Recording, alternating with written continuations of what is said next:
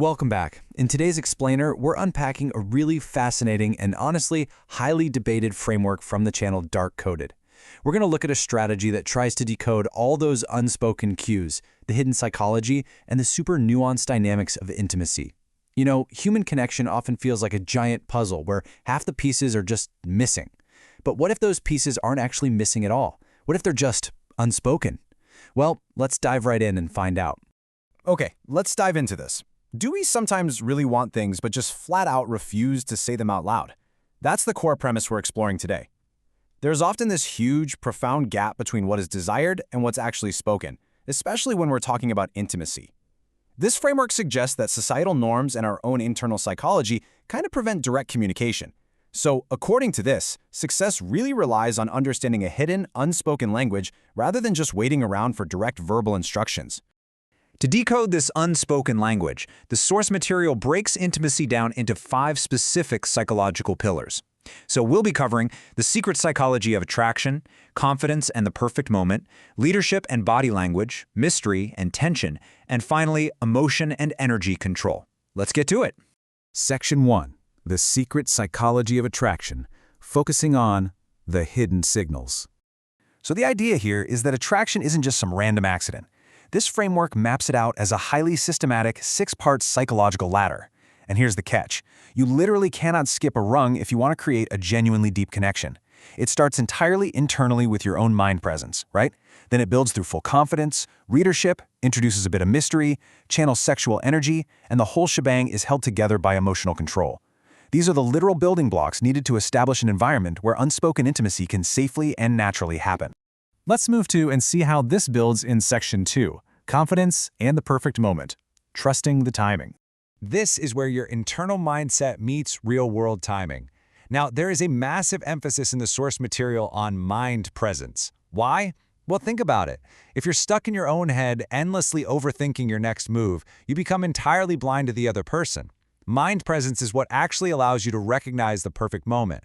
The secret isn't rushing in. It's waiting for that subtle, unspoken confirmation that the timing is right. It's almost like listening for the subtle click of a lock before you turn the handle. Now, what's really interesting about this next concept is how confidence gets totally redefined here. We usually think of confidence as being loud, right? Or incredibly extroverted. But full confidence is presented as a quiet, grounded state of presence. It's what allows you to build a connection without needing to stop and ask for overt verbal permission for every single microstep. Needing constant verbal validation can actually break the psychological tension, while true confidence just maintains this fluid, natural connection. Which brings us to Section 3, Leadership and Body Language, Directing the Interaction. Okay, so if the previous steps were all internal, this part is all about external action. Leadership in an intimate setting anchors on 3 main components here. First up, clear intention, so you definitely aren't sending out mixed signals. Second, strong body language to communicate that intention before you ever even say a single word. And third, clear direction to physically and emotionally guide the moment. Think of it kind of like leading a dance. This gentle but firm leadership is framed as incredibly attractive because it removes the burden of decision-making, allowing the other person to just relax into the dynamic. All right, Section 4. Mystery and Tension, the Power of the Unseen.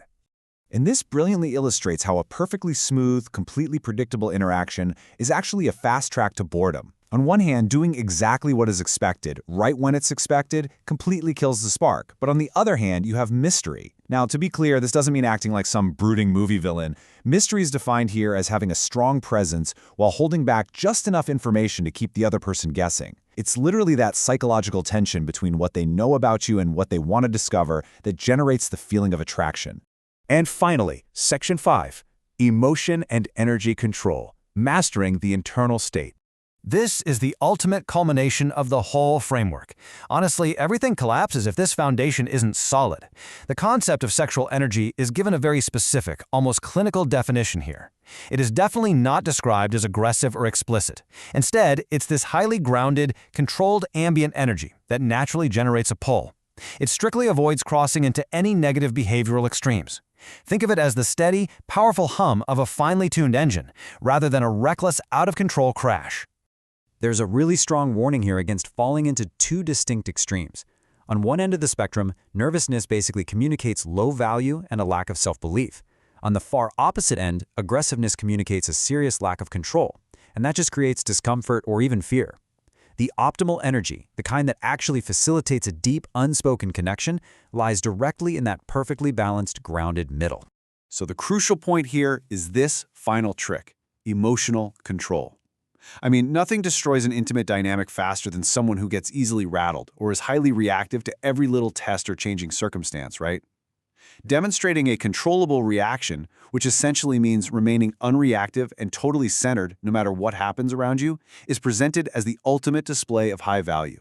It is the absolute bedrock of making a partner feel secure. Which naturally leads us to this core philosophy from the source: self-control for power. This is viewed as the ultimate master key for achieving a deep connection. True influence doesn't actually come from trying to control the other person. It comes entirely from mastering yourself. Your mind presence, your pacing, your energy, it absolutely all comes back to self-control. As we wrap up this explainer, I want to leave you with a challenge based on this whole psychological framework we just covered. Take a moment to look inward at your own interactions. How predictable are your reactions? When the pressure's on or a sudden moment of potential intimacy arises, do you lose your mind presence? Do you rush things? Or do you maintain the self-control necessary to let that unspoken connection truly build? It's a fascinating lens through which to view human interaction for sure, and something well worth pondering on your own self-improvement journey. Until next time, keep analyzing and keep learning.